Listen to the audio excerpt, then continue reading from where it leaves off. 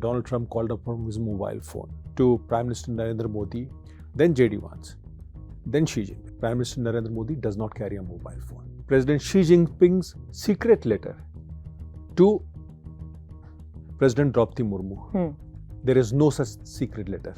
There is a hawkish view that is coming out of Washington and that is being led by Trade Councillor Peter Navarro. Now, this is the same Peter Navarro who adopted a very hawkish stance during the first tenure of President Donald Trump, but that time it was against China. If Ukraine war is Modi's war, then you can also call Gaza war as Modi's war because India also has close ties with Iran.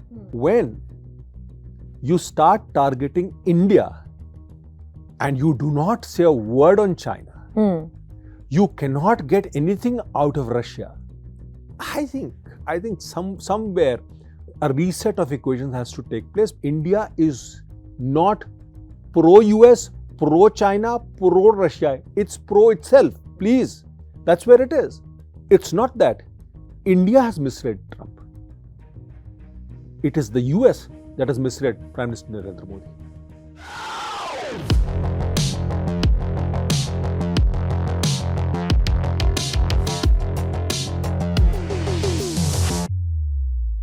Hello and welcome. You're watching Hindustan Times and my name is Aisha Varma. Complicated ties, missed calls and a letter from Beijing. India is at the center of a fast-changing global chessboard. As Washington sharpens its tone and the SCO summit looms, what is New Delhi's next move? To help us understand, we have HT's executive editor, Mr. Shishir Gupta, with us. Sir, namaskar. Sir, first things first, that we've been seeing multiple reports that Donald Trump, the United States president, even the vice president, JD Vance, had called Prime Minister Modi. What is the story here? Aisha, there have been multiple reports. One is that President Donald Trump called up Prime Minister Narendra Modi 4 times and he refused to take his call. Second one that comes in is that JD Vance, that is Vice President, called up Prime Minister Modi and he made him wait for his calls. Third one is that President Xi Jinping wrote a letter, a secret letter to President Draupadi Murmu, and that is where the ties started normalizing, and that letter possibly was written in March. So there are 3 things, and then there are these multiple stories that are, being sort of coming out of this, branches of stories. Let me tell you, first of all, the US press spokesperson today has denied that Donald Trump made any of those 4 calls. Okay. First of all. Second thing is JD Vance. Now, there was a variation to Donald Trump where he said that, Donald Trump called up from his mobile phone to Prime Minister Narendra Modi on his mobile phone. Then JD Vance, then Xi Jinping. First of all, to my mind, and I'm being most sincere, Prime Minister Narendra Modi does not carry a mobile phone. First of all.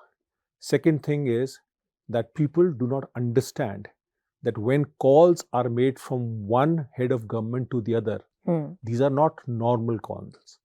There is a proper setup that goes before the calls are made. That means if I'm the president, my office will call the person whom I'm trying to call. Then they will set up a call. The call is recorded. There is a record of discussion, which is top secret. And then the entire thing is done. It is not that you and I pick up a phone and start talking to each other. So all this is creative journalism at its best. Second thing, JD Vance did call up Prime Minister Narendra Modi late in the evening on May 9th while Operation Sindoor was on. Okay. He was not made to wait. The call was a go-through in the very first instance itself. It's another matter. The call was something where the 2 sides took a firm view on what US wanted India to do and what India wanted to do to Pakistan. So there is no question of that. Third thing, President Xi Jinping's secret letter to President Draupadi Murmu. There is no such secret letter. The decision to revive normalized ties was taken during the SCO summit in Kazan on October 23rd, 2024, to which a whole lot of homework was done. Okay. And after which the decision was taken. And what you see now is actually a follow through of the entire thing.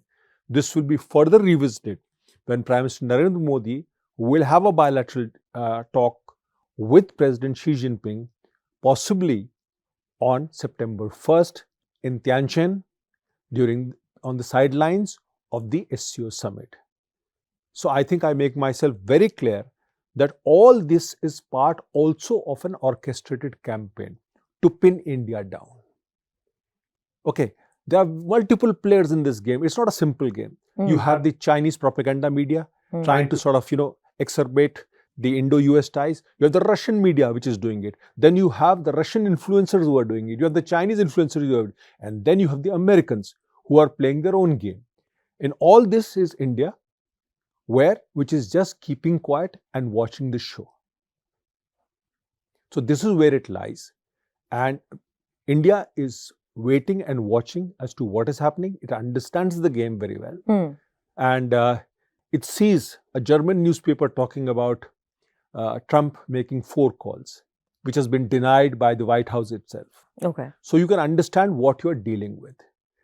So in a world where perception is bigger than reality, I think we have to take a step back, wait for things to unfold before we start to react to things.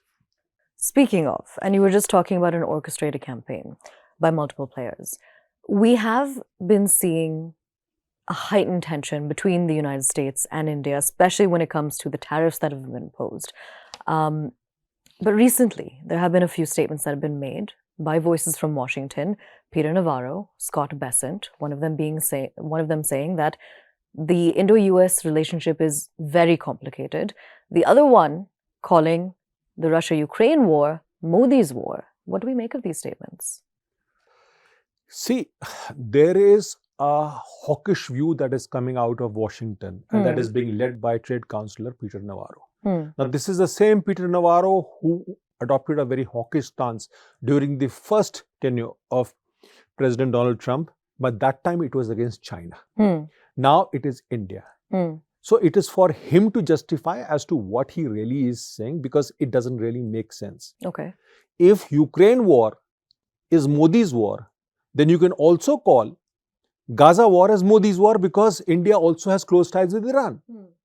Then you can talk about a whole lot of, you can attribute half the wars in the world to India, because India has ties with everybody.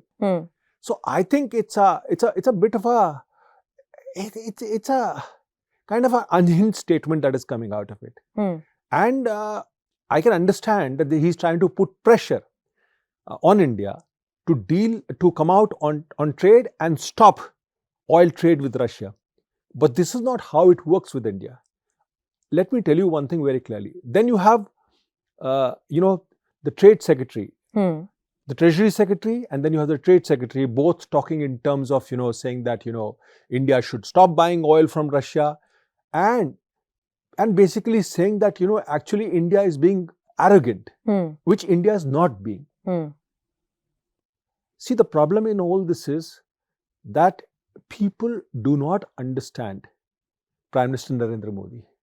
I mean, even their advisors, they try and understand Narendra Modi through a prism of left liberal. Narendra Modi is a conservative nationalist who believes in India. So you have to read his statements very carefully. When he's making a statement from Gujarat saying that he is going to stand up for his farmers, stand up for his fishery, stand up for his MSME, stand up for gems and jewelry, you must understand what he's talking about. And he does not make statement off the cuff. He actually considers, talks to his advisors, and then makes a statement. So you have to take him very seriously when he makes a statement, right? He does not do public diplomacy. He does not do media diplomacy. He takes everything in a stride. So when you say, understand this, when he made a statement from Bihar in response to Pahalgam, one should have been very serious on that. When he made a statement after the Pulwama attack, one should have been very serious on that. So the problem is, I would strongly recommend that these people understand who they are dealing with and then try and understand how they can solve the issue. Now, making statements saying that India stops buying oil from Russia, it doesn't work.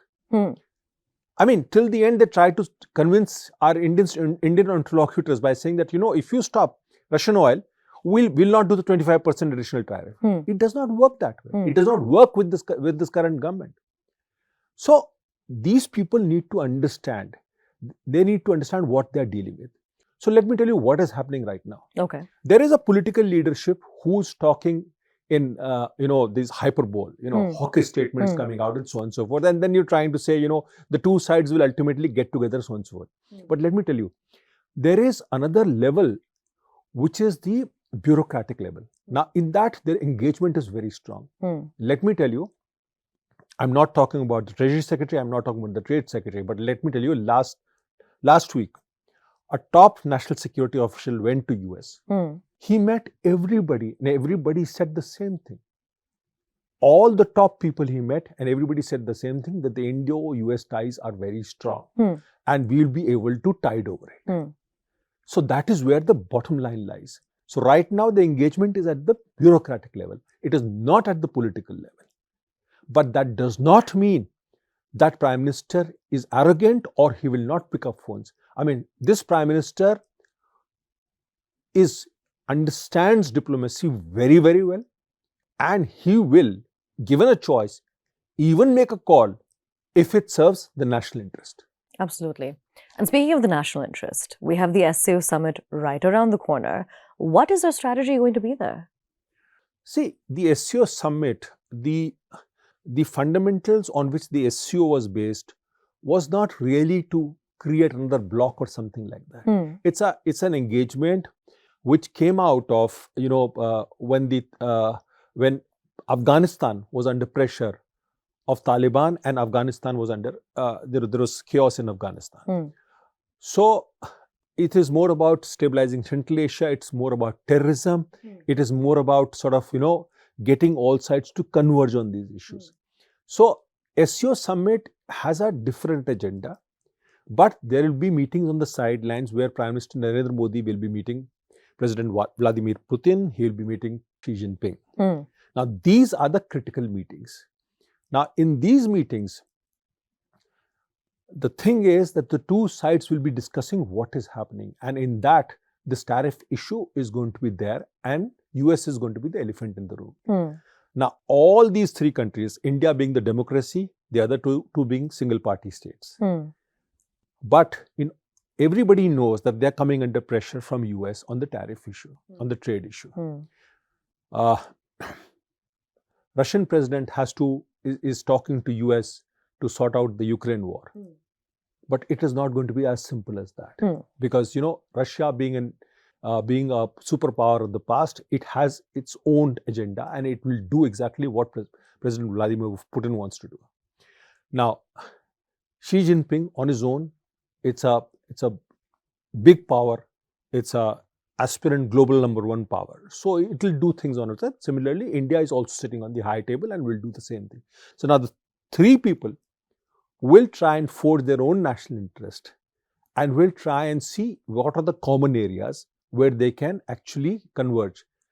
Divergences are always there because they're all actually competitors in their own way, and that's what's going to happen over there.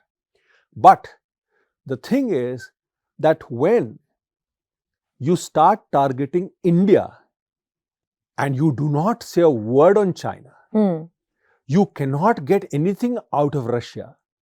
I think somewhere a reset of equations has to take place, because this is not going the right direction. So, sir, speaking about resetting ties, when we take a look at India, China, and the United States, because of the tariffs that have been levied by Trump, we are seeing that India and China seem to be getting closer. Is this temporary? See, Aisha, India and China are normalizing ties. Okay. You see, they had a huge hurdle the two sides hit when the PLA transgressed on Pagong So on May 2020, after which the ties went into a deep freeze, and they have now revived after the Kazan meeting on October 23rd, 2024. Now the normalization is taking place, but this normalization does not mean that everything has been, forgotten. Okay.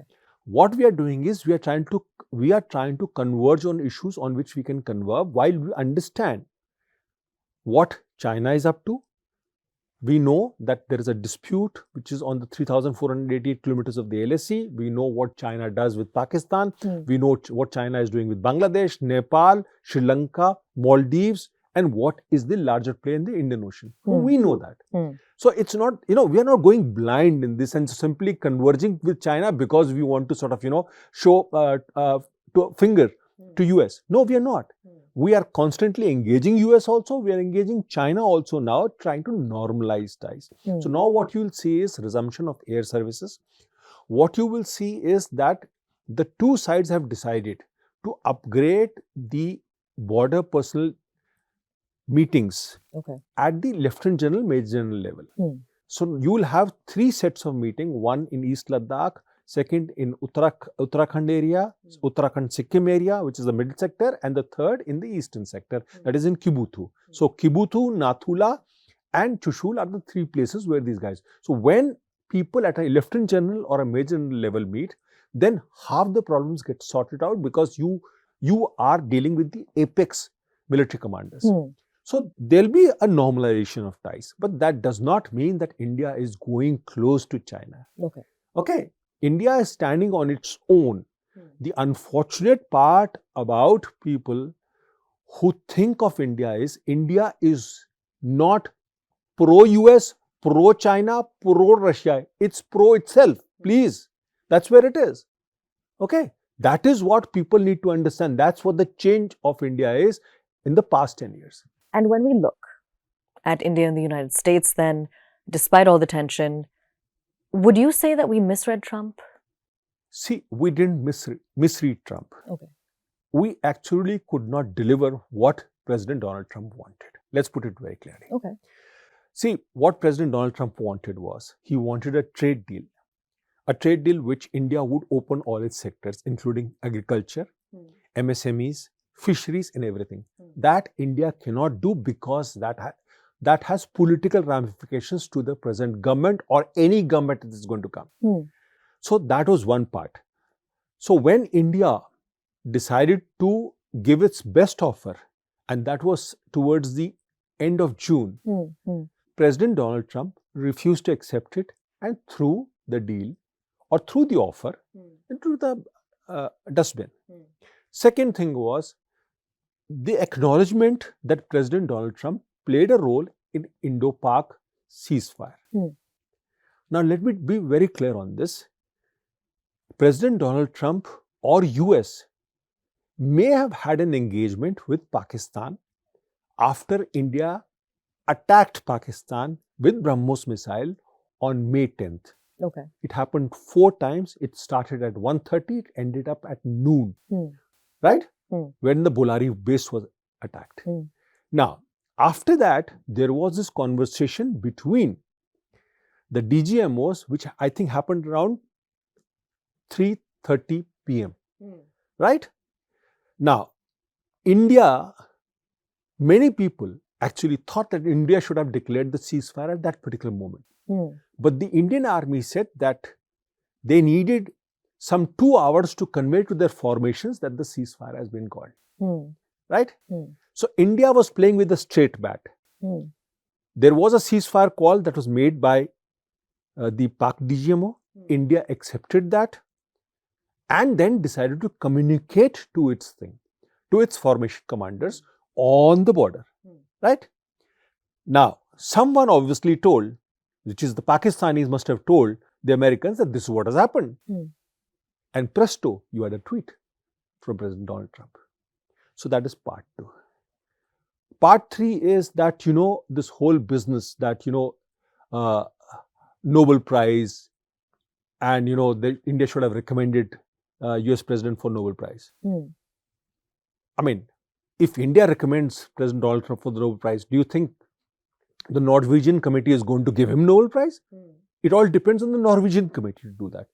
And if this is what it takes to sort out the Indo-US ties, I'm sure people will be more than happy to help everybody out on this issue. So this is part 3. And then you have these various statements coming out, very hawkish statements of people coming out and trying to say, listen, you need to cut off ties with Russia. Russia is selling oil to